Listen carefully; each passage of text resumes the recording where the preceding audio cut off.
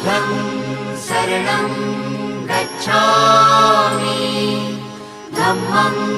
शरणं गच्छामि संघं शरणं गच्छामि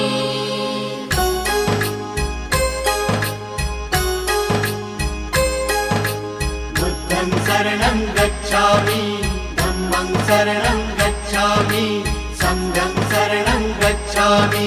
त्याग मूर्ति तू शांत चित्त तू योग रूप संसारी